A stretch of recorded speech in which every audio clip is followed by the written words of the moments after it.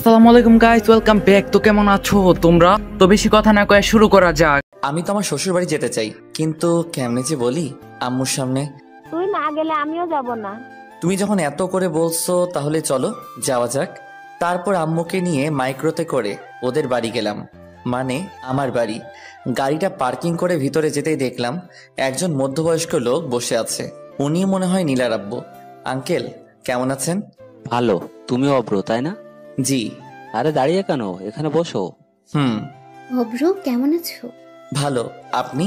এতক্ষণ ভালো ছিলাম না, তোমার সাথে কথা বলার পর ভালো হয়ে গেলাম। কেন আন্টি? আঙ্কেল বুঝি তো মিষ্টি করে আপনার সাথে কথা বলতে পারে না? আমার কথা শুনে আঙ্কেল কাশতে কাশতে লাগলো।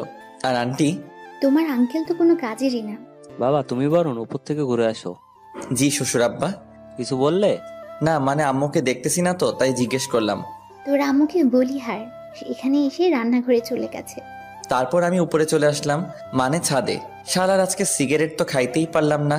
না, একটা এখানেই খেয়ে নিই, না জানি আর কখন খাওয়া হবে। তারপর সিগারেটটা ধরিয়ে সেই টান। আহারে, মনের সুখে খাইতেছি। হঠাৎ কে যেন পিছন থেকে আমার পিঠে হাত রাখলো। কে? সিগারেটটা এখনো আমার হাতে। আঙ্কেল আপনি? তাড়াতাড়ি নিচে যাও। আসলে আঙ্কেল। আর কয়টা সিগারেট আছে? আর নেই। আঙ্কেল পকেট থেকে 500 টাকার একটা নোট বের করে। ব্যঞ্জন 1 প্যাকেট কিনো। আপনি? আমিও খাই। আর তাড়াতাড়ি নিচে যাও। আর হ্যাঁ, মনে করে ওটা এনো। আমি তো আঙ্কেলের কথা শুনে শিহরিত। তারপর নিচে চলে আসলাম আর ভাবছি, যাক শালা মনের মতো একটা শ্বশুর পাবো। যদি বউটাও মনের মতো হতো তাহলে তার কথাই নেই। তোমার আঙ্কেল কোথায়? ছাদে। তুমি নাস্তা করো। আর আপনারা? আমরা করে নিয়েছি। তারপর নাস্তা করে ছাদে চলে আসলাম। তুমি তো দেখছি একদম আমার মতোই। সত্যি? আমি তোমার নামে একটা কথা শুনেছি, সেটা কি সত্যি? কি? তুমি নাকি বাইকে করে মেয়েদের নিয়ে ঘোরো। বলতে গেলে আমি এখন আঙ্কেলের সাথে খুব ফ্রি হয়ে গেছি। তবে আঙ্কেল একটু আগে যা বলল, আপনাকে এ কথা কে বলল?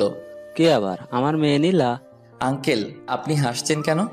কালকে রাতে নীলার কান্না দেখে আমার এখনো হাসি পাচ্ছে। নীলা আপু কালকে কান্না করেছে। নীলা আপু মানে?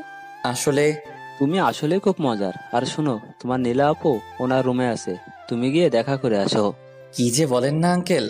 আমি তোমার ব্যাপারে সব জানি। আর ওকে আপু বলে ডাকো কেন? কয়জনই বা পারে নিজের হবু বউকে আপু বলে রাখতে। আমি হাসতে হাসতে নীলার রুমের কাছে চলে আসলাম। আঙ্কেল তো আমাদের ব্যাপারটা জানে, তার মানে নীলা আমাকে ভালোবাসে। না, ওকে একটু রাগিয়ে দেখা যাক। আগে রুমের ভিতরে উকি দিয়ে দেখলাম নীলা কোথায়। ও বিছানায় বসে আছে। আপু আসবো? নীলা আমার দিকে রাগি চোখে তাকিয়ে, আপু, ও আপু আমি আসবো? আপু আপনি কেমন আছেন? নীলা আমার শার্টের কলার ধরে, ওই কে রে তোর আপু? আমি তোর কোন জন্মের আপু লাগি? আরেকবার আমাকে আপু বললে খুন করে ফেলবো। আপু আপনি নাকি কালকে রান্না করছেন? আমি ওকে রাগানোর জন্য বললাম। নীলা সাথে সাথে আমাকে ঠাস করে থাপ্পড় মেরে দিল। আরেকবার আমাকে আপু বললে খুন করে ফেলবো। আমি নিচে যাব, তারপর ওকে ধাক্কা মেরে নিচে চলে আসলাম। আমি কি এমন করেছি যে ও আমাকে থাপ্পড় মারবে? আমি তো শুধু ওকে আপু বলে ডেকেছি। বাবা, তোমার গালে ওটা কিসের দাগ? আঙ্কেল আমার মুখের দিকে ইশারা করে, আপনার গুণধর মেয়ে আমাকে আদর করেছে, যে দাগ এটা। নীলা তোমাকে আদর করেছে ওর সুন্দর নরম হাত দিয়ে। আসলে আমি আঙ্কেলের সাথে এই কয়েকটা সময় খুব ফ্রি হয়ে গেছি। তা কি এমন কাজ করলে শুনি? আপু আচ্ছা আঙ্কেল, আমার আর ওর ব্যাপারে আপনাকে কে বলেছে? কেউ বলেনি। তাহলে? কালকে আমার মেয়ে বাসায় এসে সে কি কান্না, ওকে শান্ত করলাম, বললাম কি হয়েছে। ও কি বলেছে জানো? কি? ওই বজ্জারটা আবার ওই মেয়েটাকে নিয়ে বাইকে করে ঘুরুঘুরি করছে, আবার ওই ছেমরিরে শপিংও করাই দিছে। একথা বলে আবার কান্না। তারপর আবার কি বলেছে জানো? ওই অব্র লুচ্চা, আমাকে আপু বলে ডেকেছো? আঙ্কেল আপনি হাসছেন? আজ অনেক বছর পর নিজের মেয়ের বাচ্চা স্বভাবের কান্না দেখলাম তো তাই। আপনি দেশে ফিরলেন কবে? গত 3 দিন হবে। এভাবে আঙ্কেলের সাথে আড্ডা বেশ মজে গেছে। দুপুরে সবাই একসাথে খেয়ে নিলাম। বিকেলে ছাদে বসে আছি, তখন দেখলাম নীলা আসতেছে। ওকে দেখেও না দেখার ভান করে আমি ফোনটা বের করে রানীকে কল দিয়ে কানের কাছে নিয়ে, বাবু তুমি দুপুরে খেয়েছো? ভাইয়া এসব কি বলছেন? এই নীলা সামনে আসছে। আগে বলবেন না। তুমি জানো তোমাকে না দেখলে আমার রাতে ঘুমিয়ে আসে না। আমারও। নীলা আমার সামনে আসতেই আমি ফোনের সাউন্ডটা বাড়িয়ে দিলাম, যাতে নীলাও আমাদের কথা শুনতে পারে। কালকে যে তোমাকে শপিং করে দিছিলাম, তোমার সবগুলো পছন্দ হয়েছে তো? শোনো, আমার না একটা লাগবে। কি? বুঝো না? আমি ফোনটা মুখের কাছে এনে কিস দিতে যাব, তখনই ঠাস করে জোরে একটা শব্দ হলো। তবে সেটা আমার গালে না, আমার ফোনের। নীলা আসার মেরে ফোনটা ভেঙে ফেললো। তুমি আমার ফোনটা ভাঙলে কেন? তারপর নীলা যা করলো আমি ভাবতেই পারিনি নীলা তা করবে। নীলা আমার শার্টের কলার ধরে ওর ঠোঁটের সাথে আমার ঠোঁট জোড়া লাগিয়ে দিল। আমি ওর এমন কাণ্ড দেখে হয়ে গেছিলাম। পরে ওর সাথে রেসপন্স দিতে লাগলাম। একটু পর ও আমাকে ছেড়ে দৌড়ে ছাদ থেকে চলে গেল।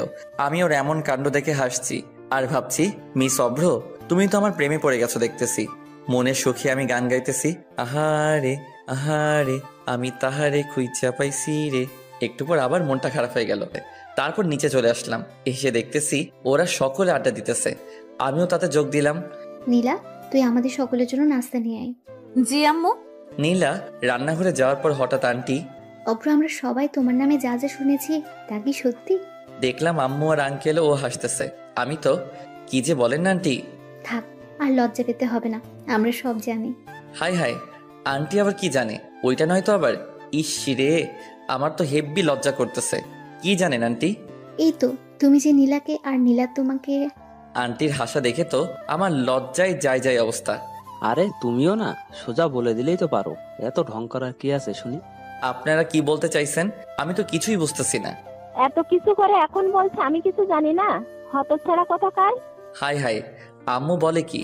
আমি তো এখন পালিয়েও যাইতে পারবো না। ইস রে, কি ফ্যাসাদেই না পড়লাম। তুমি কি নীলাকে ভালোবাসো? জি। তো বাইকে মেয়ে নিয়ে ঘুরে কবে থেকে? আপনাকে এ কথা বললো কে?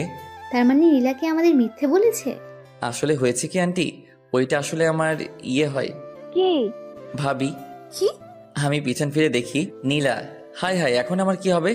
নীলা নাস্তার প্লেটটা টেবিলে রেখে আমার কাছে এসে, তুই এতদিন আমার সাথে, তোকে তো। আমাকে আর পাইকে এক দৌড়ে শ্বশুর বাড়ি থেকে বের হয়ে আসলাম। তারপর একটা চায়ের দোকান থেকে নাস্তা করে নিলাম। পরে সিগারেট এক প্যাকেট কিনে নিলাম। তারপর চুপি চুপি বাসার ভিতরে ঢুকতেই দেখলাম সবাই এক জোর হয়ে বসে আছে। অভ্র, এদিকে আয়। জি আম্মু। আমি আস্তে আস্তে আম্মুর কাছে গেলাম। তুই জানিস মেয়েটা কত কষ্ট পেয়েছে? আমার কি দোষ বলো? ওই তো আমাকে এসব করতে বাধ্য করেছে। তাই বলে? এখানে ওদের দুজনেরই ভুল আছে, আমরা একজনকে প্রাধান্য দিলে কিন্তু হবে না। আব্বু, ওকে এখনই আমার চোখের সামনে থেকে চলে যেতে বলো। আমি জানি ওরা আমাকে আটকাবে। আরে আমি যদি এখন না চলে যাওয়ার ভান না করি আমার কি দাম থাকবে? আমার একটা প্রেস্টিজ আছে না? তাই আমি 1 পা 2 পা বাড়াতে লাগলাম। আন্টি, আপনার ছেলে যদি এই বাসা থেকে 1 পা বাহিরে রাখে, আমি ওর পা দিয়ে কিন্তু ফুটবল খেলবো। আমি সাথে সাথে ওই জায়গায় দাঁড়িয়ে গেলাম। শালা সবার প্রতি আমার কম বেশ বিশ্বাস আছে, কিন্তু ওই পুলিশিনীর উপরে নাই। তুই গিয়ে টেবিলে বস, আমি নাস্তা নিয়ে আসছি। আমি বাহির থেকে খেয়ে আসছি। আমার লাঠিটা যেন কোথায় রাখছি। আমি সোজা টেবিলে গিয়ে বসলাম। আমার এমন কাণ্ড থেকে ওনারা সবাই হেসে দিল। তারপর নাস্তা করে উপরে চলে আসলাম। আমি গেস্ট রুমে শুয়ে আছি। তোমাকে নিচে রাখছে? আমি শোয়া থেকে উঠে দেখি নীলা দরজার কাছে দাঁড়িয়ে। যাও, আমি আসছি। তাড়াতাড়ি আসো। একটু পর আমি নিচে নামতেই দেখলাম নীলা আম্মুর পাশে বসে আছে আর সবাই যেন কি বিষয় নিয়ে কথা বলতেছে। এখানে এসে বসো। জি। তারপর আমি নীলার পাশে বসলাম। আমি নীলার দিকে তাকাতেই দেখলাম নীলা মিটি মিটি হাসছে। অভ্র, আমরা সবাই মিলে একটা ডিসিশন নিয়েছি। কি? আমরা আগামীকালই তোমার আর নীলার বিয়েটা সেরে ফেলতে চাইছি। বিয়ের কথা বলতেই নীলার মুখটা লজ্জায় ভরে গেছিল। আমি একটা কথা বলতে চাই। কি? বিয়েটা আর কিছুদিন পর করলে হয় না? কিন্তু অব্র, তোমার সাথে আমার কথা আছে।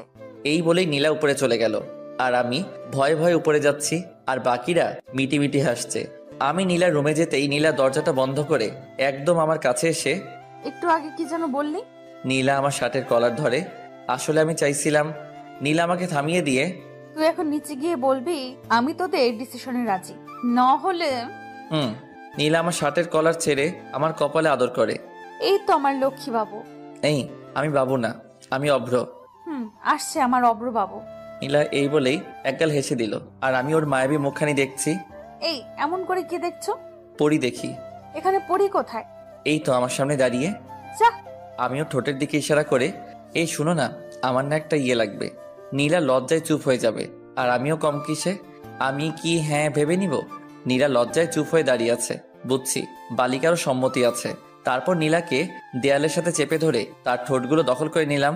একটু পর ওকে ছেড়ে দিতেই ও দৌড়ে নিচে চলে গেল আর আমি মুখটা মুছে নিচে চলে আসলাম। আমি রাজি। মানে? আপনাদের সকলের ডিসিশনে আমি রাজি। আমি এ কথা বলতেই সকলে একগাল হেসে দিল। আমার মেয়ে যা তাতে তুমি রাজি না হয়ে পারতে? বাবা অব্র, সেটাই তো, সন্ধ্যায় ছাদে দাঁড়িয়ে আছি, হঠাৎ আঙ্কেল আমার কাছে এসে, অব্র ওইটা এনেছো? আপনি হলেন আমার হবু শ্বশুর আব্বা, আমি আপনার কথা কি ফেলতে পারি? আমি সিগারেটের প্যাকেটটা ওনার হাতে দিয়ে, দেখতে হবে না আমি কে? সিগারেট খোর। আমি এই কথা বলেই দৌড়ে নিচে চলে আসলাম। কিরে এভাবে দৌড়ে আসলি যে? তোমার কথা খুব মনে পড়ছিল, তাই দৌড়ে তোমার কাছে চলে আসছি। ফাজিল একটা। আমি কিন্তু তোমার হবু মেয়ের জামাই, আন্টি আমার কপালে আদর করে, তুই আমার কাছে সবসময় আমার ছেলের মতো থাকবে। আর তুমি আমার আম্মুর মতো। হুম। ও কোথায়? নীলার কথা বলছিস? হুম। ছেলেটা আমার এখনই বউকে চোখে হারাচ্ছে, ভবিষ্যতে কি হবে আল্লাহই ভালো জানে। দূর, আমি চলে যাচ্ছি। তখন আন্টি, নীলা ওর রুমে আছে। আমি নীলার রুমের কাছে এসে, ম্যাডাম আসবো? নীলা বিছানা থেকে উঠে, হুম, তারপর আমি গিয়ে নীলার পাশে বসলাম। কালকে তো আমাদের বিয়ে। জানি। লজ্জায় নীলার মুখটা একেবারে টমেটোর মতো লাল হয়ে আছে। শালার আমিও কম কিসে, ওর গাল দুটো জোরে টেনে তাড়াতাড়ি নিচে চলে আসলাম। রাত্রে খাবার খেয়ে সবাই যে যার মতো ঘুমিয়ে গেল। আমি ঘুমাতে গেলাম গেস্ট রুমে। ও মা, রুমে গিয়ে দেখি নীলা বসে আছে। তুমি এখানে কেন? আমাকে দেখেই নীলা গিয়ে দরজাটা আটকে দিল। তারপর আমার কাছে এসে, আজকে আমি তোমার সাথে ঘুমাবো। আমিও কম কিসে, আমিও রাজি, তবে আমার ইয়ে চাই। নীলা আমাকে বিছানায় ধাক্কা মেরে ফেলে দিল। তারপর ওর ঠোঁটের সাথে আমার ঠোঁট জোড়া লাগিয়ে দিল। সকালে ঘুম থেকে উঠে দেখি নীলা আমাকে জড়িয়ে ধরে ঘুমিয়ে আছে, আর ওর মুখটা স্পষ্ট দেখতে পাচ্ছি না ওর চুলগুলোর জন্য। তারপর ওর মুখ থেকে চুলগুলো সরিয়ে ওর কপালে আলতো করে ভালোবাসার পরশ এঁকে দিলাম। নীলা তাড়াতাড়ি উঠো, দেখো সকাল হয়ে গেছে। আর একটু ঘুমাই না। নীলা আমাকে আরো শক্ত করে জড়িয়ে ধরে, সকাল হয়ে গেছে তো। কি? তারপর নীলা আমার দিকে তাকাতেই লজ্জায় মুখটা নিচু করে নিল। ওই শোনো না, হুম, বলো। একটা আদর করবা? লজ্জায় নীলার মুখটা একেবারে টমেটোর মতো লাল হয়ে গেছে। ওই যা। নীলা আমার কপালে একটা আদর করে রুমে চলে গেল। তারপর ফ্রেশ হয়ে নিচে এসে সকলে মিলে নাস্তা করে নিলাম। দুপুরে আমার আর নীলার বিয়েটা হয়ে যাবে। বিয়েটা পারিবারিকভাবেই হয়েছে, অনুষ্ঠান নাকি পরে হবে। তারপর নীলাকে নিয়ে বাসায় আসলাম। বাসায় আসতেই দেখি হারামিরা সবাই বসে আছে। তারপর ওদেরকে পুরোটা বুঝিয়ে বললাম। রাত 11টার দিকে ওরা জোর করে আমায় বাসর ঘরে ঢুকিয়ে দিল। আমি রুমে ঢুকে দরজাটা আটকে দিলাম। তারপর দেখলাম নীলা আমার পা ছুঁয়ে সালাম করে পরে আবারও বিছানায় গিয়ে বসে রইল। আমি গিয়ে ওর পাশে বসতেই, কুত্তা বিলাই এতক্ষণ লাগে আসতে? আসলে অজু আছে? তারপর আমি আর নীলা নতুন জীবন শুরুর কামনায় 2 রাকাত নফল নামাজ পড়ে নিলাম। বউ, আজ না আমাদের বাসর রাত, আজ কি আমাদের ইয়েটিয়ে হবে? কুত্তা, তুই আমাকে স্পর্শ করবি না। যা বাবা, আমি আবার কি করলাম? তুই গিয়ে সোফায় ঘুমা। বললেই হলো নাকি? তুমি আমার বিয়ে করা বউ। তোর বিয়ের গুষ্টি কিলাই। গুষ্টি কিলাইলে তোমার হাতের ব্যথা করবে না? নীলা নিশ্চুপ হয়ে বসে। একটু পরও, আমি তো খুব ফাজিল। হবু বউকে কিস তো ভালোই করতে পারে। কুত্তা বিলাই হনুমান আমাকে প্রপোজ করছিস? ও মা, আমি তো ভুলে গেছি। তাড়াতাড়ি প্রপোজ কর কুত্তা। কিভাবে প্রপোজ করব ভেবে পাচ্ছি না। রুমের পাশটা ভালো করে তাকালাম, দেখলাম সারা রুমে ফুল দিয়ে সাজানো। ওখান থেকে একটা গোলাপ ফুল ছিঁড়ে হাতে নিয়ে ওর সামনে হাঁটু গেড়ে, লাগছে ঠান্ডা, আসছে কাশি, আমি তোমায় ভালোবাসি। নীলা আমার হাত থেকে গোলাপ ফুলটা নিয়ে আমায় জড়িয়ে ধরে। আমিও তোমায় ভালোবাসি। ওই শোনো না, কি? আমার না একটা তোমার তো মিষ্টি মেয়ে লাগবে। তাই নাকি? এমন করে হাসছো কেন? আজকে খেলা দেখাবো। এই বলেই নীলা আমাকে বিছানায় ধাক্কা মেরে ফেলে দিল। তারপর আমি বলতে পারবো না। আপনারা তো দেখছি খুব এখনো বসে আছেন, জানতো এটা স্বামী স্ত্রীর কার ব্যাপার, আমার তোমার কি? চলো চলো আমরা যাই, গল্প এখানেই শেষ।